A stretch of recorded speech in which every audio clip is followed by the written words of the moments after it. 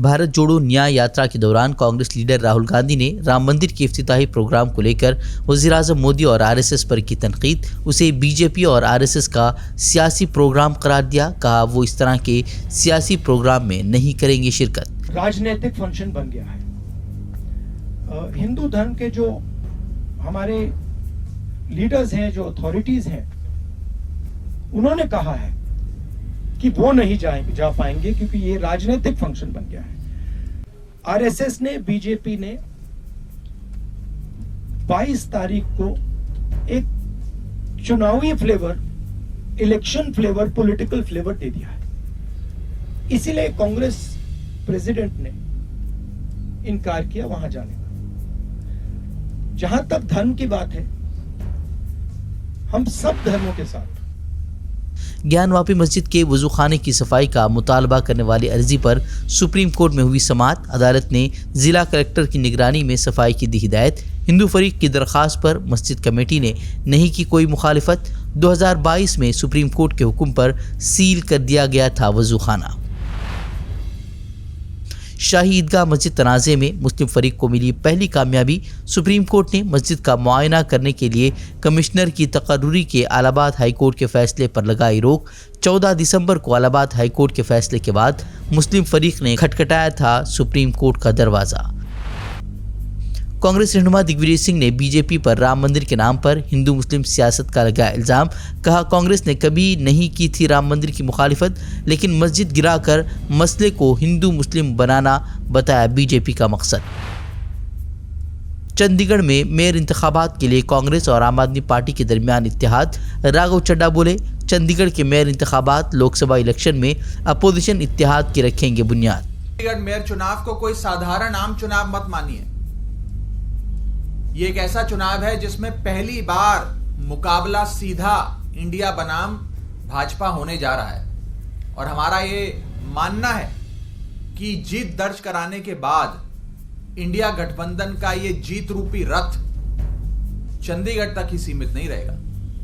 ये कश्मीर से लेकर कन्याकुमारी और मणिपुर से लेकर मुंबई तक जाएगा।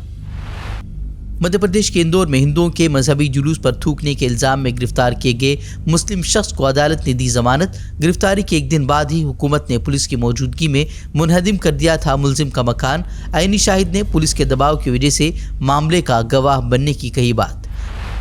बिहार में पार्किंग के मामूली तनाज़े को लेकर भीड़ का मुस्लिम नौजवानों पर हमला। झगड़े के बाद मौत के घाट उतार दिए गए 4 मुस्लिम नौजवान।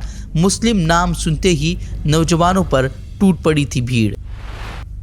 मोदी डिग्री मामले में सुप्रीम कोर्ट ने अरविंद केजरीवाल और संजय सिंह के खिलाफ हद की इज्जत की कार्रवाई पर लगाई रोक। बेंच ने गुजरात हाई कोर्ट से 4 हफ्तों के अंदर समाअत कर फैसला सुनाने की दी हिदायत। शुमाली हिंदुस्तान में शदीद सर्दी की लहर। धुंध की वजह से कई परवाजें ताखीर का शिकार। दिल्ली में 17 परवाजें मनसूख। कोहरे की वजह से ट्रेन खिदमात भी मुतअस्सिर। गजा पर इसराइली बमबारी का सिलसिला जारी। गुज़िश्ता 24 घंटों में मजीद 132 फ़लस्तीनी शहीद। वेस्ट बैंक में भी इसराइल की छापामार कार्रवाई।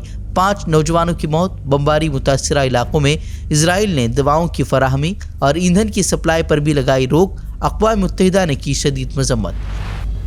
गजा में 23 लाख अफराद खुराक की किल्लत से 2-4। अक़वाम मुत्तहिदा ने कहा ग़िज़ाइयत की कमी के शिकार बच्चों और कमज़ोर माओं की ज़रूरियात का सिर्फ 25% ही पूरा कर पा रही हैं इंसानी हुकूक की तंजीमें। गजा की ज़मीनी जंग में शिकस्त से 2-4 इसराइल ने शुरू किया गजा से अपनी फ़ौजियों का इनखिला।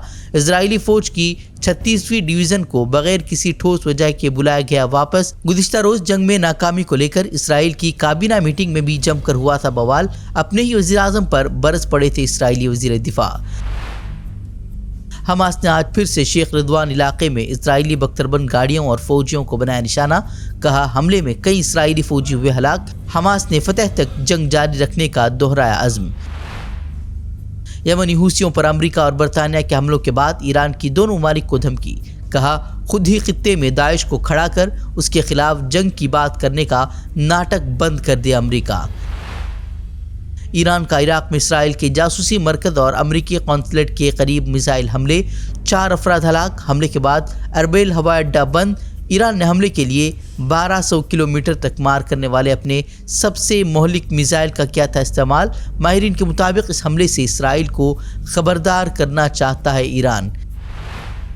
عمان کے وزیر اعظم نے بحری جہازوں پر حملوں کو جواز بناتے ہوئے یمن پر کیے گئے حملے پر عالمی ممالک کو بنایا ہدف تنقید۔